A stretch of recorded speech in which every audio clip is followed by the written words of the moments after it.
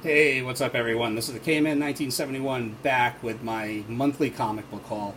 It's a beautiful day out there today, and I have a little over 60 books, so let's just jump right on in. As usual, I will start with the current books that came out this month and segue into my back issues. So, kicking it off, finally, Batman Damned number 3, the conclusion to the first DC Black Label series. And I have to say, I really enjoyed this. Lee Bermejo's artwork is worth the price of admission alone, and Brian Azzarello is one of my top 10 favorite modern writers out there right now. The ending did confuse me. I might have to reread this as a whole to see if I missed anything. But after I've done a little reading online, and I guess this is almost like a continuation from the Joker graphic novel that he put out a couple of years ago, also with Lee Bermejo. So I'll have to hunt that down. But definitely recommend this. I can't remember the last time that artwork has really, truly blown me away like this. Great stuff. The Batman Who Laughs, number 6, Jenny Frison cover. As usual, she always knocks it out of the park. And the story's been good, but it just hasn't been to the same level as I was expecting as, say, like Court of Owls or Metal. It's been probably like a B plus story, in my opinion. Detective Comics number 1005, the conclusion to what I view as a very disappointing Arkham Knight story arc. Moving forward, if I don't really like a story or the art or whatever, I'm probably just not going to show it in my videos from now on. There's plenty of other videos out there in the community that constantly rip on books, and that's cool. You know, that's their own thing, but that's just not me. I don't want to add to the negativity online as much as possible. So from now on, it's not really worth my time to review a book that I didn't like, I don't think. So, moving on. Detective Comics number 72. I don't know. I'm still enjoying Tom King's run on this title, so never have a problem chucking down $8 a month, well, minus my discount, for 2 issues of Batman on a monthly basis. Batman number 79. Love that cover. Cover of the haul right there. Oh, sorry. Batman number 73. Woo! What was I thinking? Justice League number 25. Snyder has said that moving on forward, this book he considers this book to be like an event book, and it is sure reading like it as of lately. So, number 25, really entertaining read, as well as issue number 26. I just love all the stuff that they have set up right now, and the multiverse, and the Anti-Monitor, and the Monitor, and the expansion of the Justice League. Just seems really cool. Some other strong DC ongoing titles right now. The Green Lantern, number 8. Shazam, number 6, which I will probably drop after the first initial story arc. I am enjoying it, but I am just, I guess, a fair-weather Shazam fan. Strong contender for cover of the haul. Superman number 12, beautiful Adam Hughes cover. It seems like this is almost an homage to the old Superman serial cartoons from the 1940s, which is always really neat. Alright, moving on into the Marvel stuff. My current favorite Marvel title, The Immortal Hulk, number 19. Always a great read. Venom number 15, which is finally the end of the War of the Realms crossover, which, Uncanny X-Men number 19, and number 20, which hasn't been an outstanding run on the Uncanny X-Men, but it has been probably the most entertaining run for me anyway in at least several years. Really looking forward to seeing what Hickman does with this franchise moving forward. Psyched for that next month. Silver Surfer Black. I like Donny Cates, but I thought the story was just okay, and the artwork was just not to my liking, so I probably will not be continuing with this miniseries moving forward.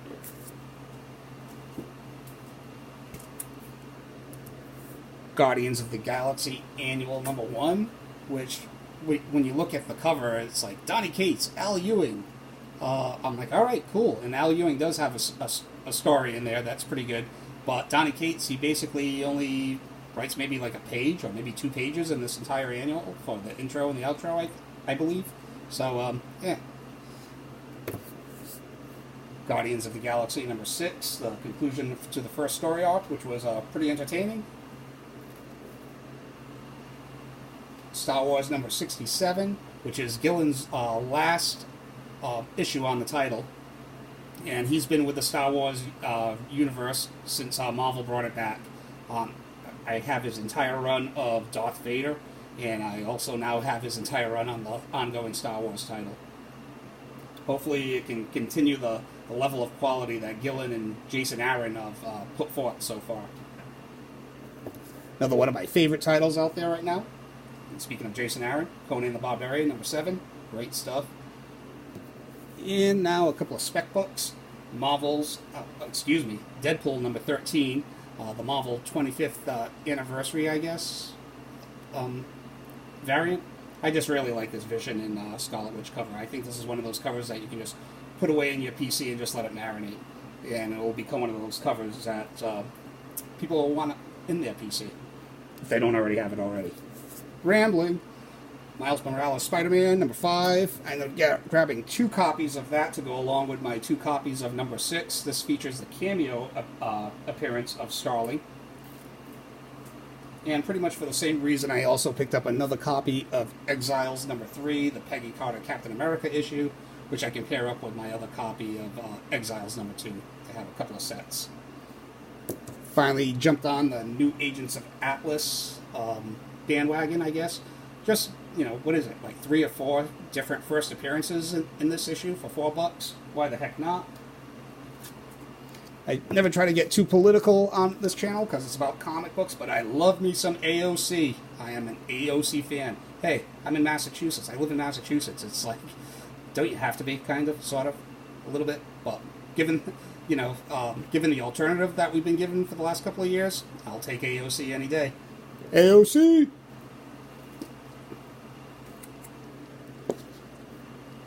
Spawn #298, Todd McFarlane ASM 298 homage cover. Nice stuff. Actually, the only book that I haven't read so far. I just picked it up yesterday, but looking forward to it. Whoops, a little out of order. But Walking Dead #192 and #191. 191 is obviously, as we all know now, the issue where Rick Grimes ends up getting shot and where Rick Grimes officially dies in 192. I also ended up picking up another copy of 191 and 192 to have another set, one to keep and one to flip if I ever do decide to flip comics one day. So, cool stuff. I've never really read The Walking Dead ongoing. I got addicted to the show, and I dropped off the show somewhere during the All Out War storyline where the show just kind of lost me. So, now that I'm not watching the show religiously as I used to, I figured why not pick this up once I heard about Rick Grimes dying. So, figured this was a pretty big event comic to pick up, and why not? I'm happy to have it in my PC. Alright, and now my current new favorite title that I've just added onto my pull list, Die. I picked up the first issue a couple of months ago for cover price, and I always said if I could find the subsequent issues afterwards for cover price, I would also pick those up. So I did, and I gave them a good read, and I love this title. So Die #2, #3, #4, and #5. As I said when I picked up issue #1, I've never played D&D back in the day as a child or a teenager. I've never played Magic the Gathering or anything like that. And not to dog anyone that has, but it just wasn't my thing. But I've always loved RPGs, video games. So this kind of gives me that feel. I can only imagine if I did play D&D or Magic the Gathering, it would add that much more level of excitement and enjoyment, rather, in this title. So I can't recommend this any more than people already have all over the community. Gillen and Hans, great creative team, and I just hope now that I've officially added it to my pull list, it doesn't go 7 to eternity on me and only gives me like 3 or 4 issues a year. So, great stuff. Die. Highly recommend it.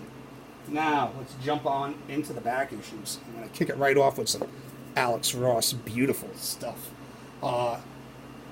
Star Wars #1, ongoing from the Dark Horse series. I've always wanted this comic. Finally picked it up for like $3 or $4. Until I get to my keys, as usual, all of these books run from like $1 to $5, I believe. So, there you go.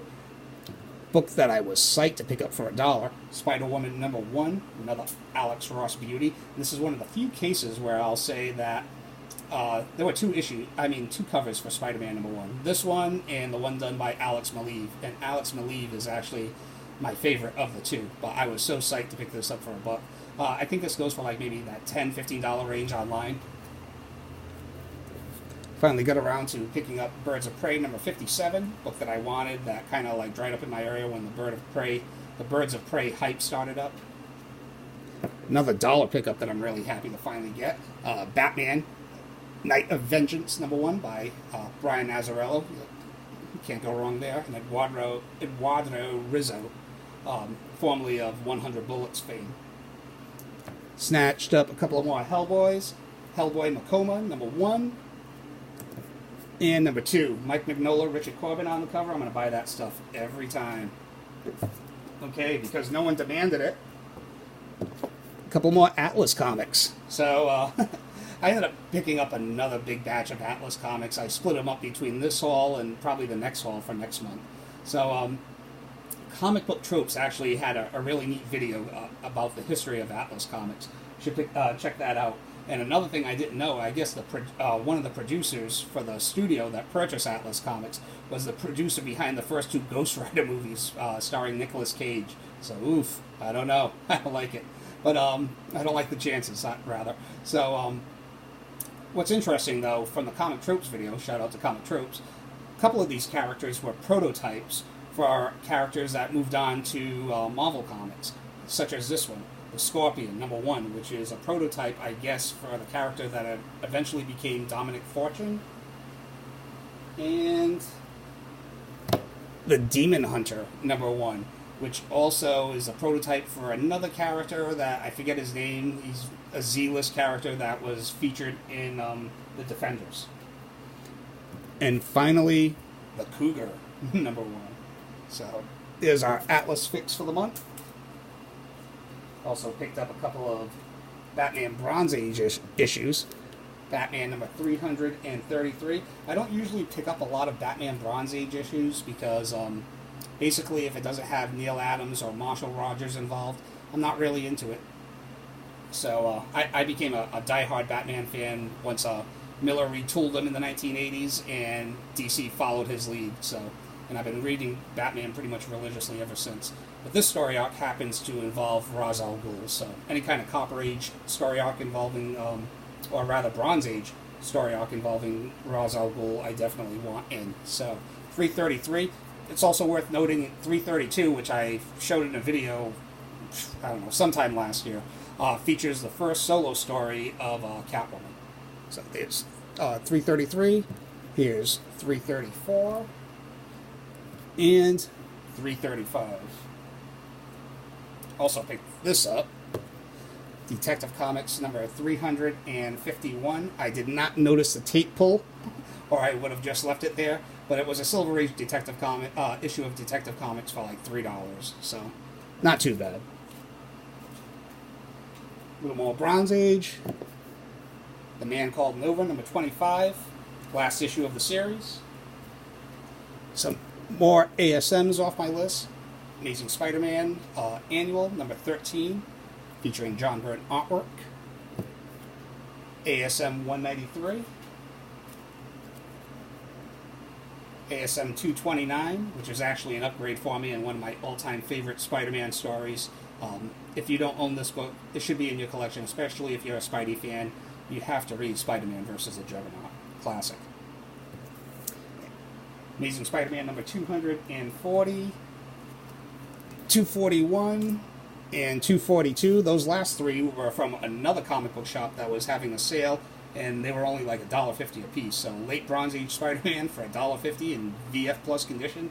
Yeah. All right, getting out to the couple of keys that I picked up over the past month. Here's a book that I didn't even know existed. Plastic Man, #1, from the Silver Age, obviously with a 12-cent price tag. But I didn't even know that Plastic Man had his own series during the Silver Age. And I'll pick this up, probably fine minus condition, for $10. Not bad. Anytime you can get a premiere issue from the Silver Age for $10 and at least fine condition or fine minus, I think that's a pretty good deal.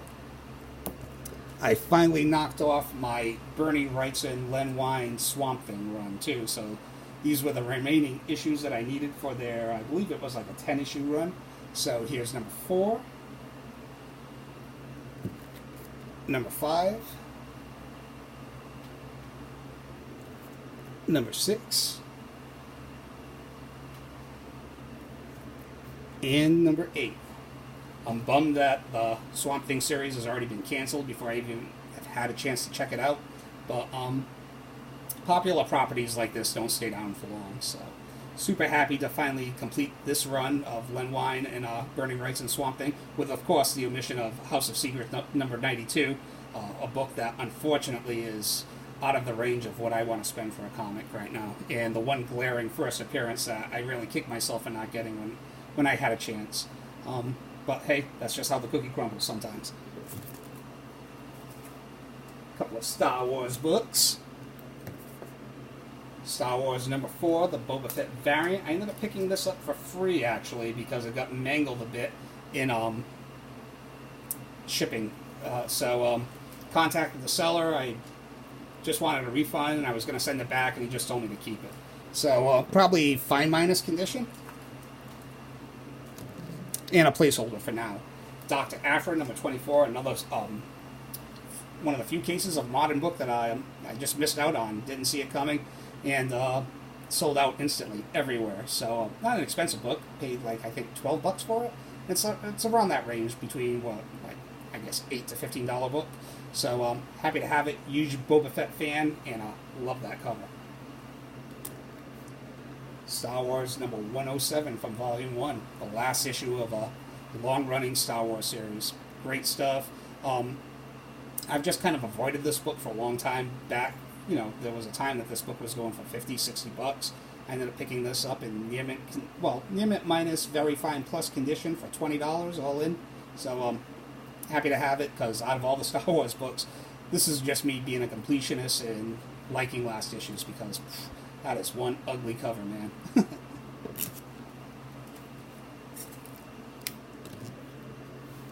Another upgrade, Detective Comics #476, which is the second part of the Laughing Fish story, which is a classic Joker Bronze Age story done by Steve Englehart and the late, great Marshall Rogers. I already have a copy of this, but it was only probably like VG to VG minus condition. This one's definitely fine to fine plus. Very happy to pick it up for the price that I did. And lastly, the pick of the haul, Batman #237, Neil Adams and Denny O'Neil goodness. Love this book, man. I love the color. I love how that red pops. Love the Neil Adams artwork. And great stuff. Only problem is, I don't know if we can pull it in right there, but there is a little creasing on the cover right there. But other than that, the book is good.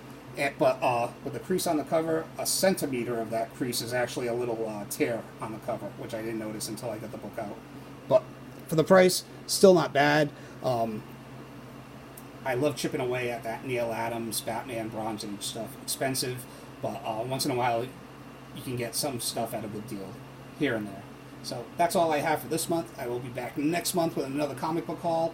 Until then, enjoy your day, enjoy your summer, enjoy the weather out there, enjoy life. All right, take care. See ya.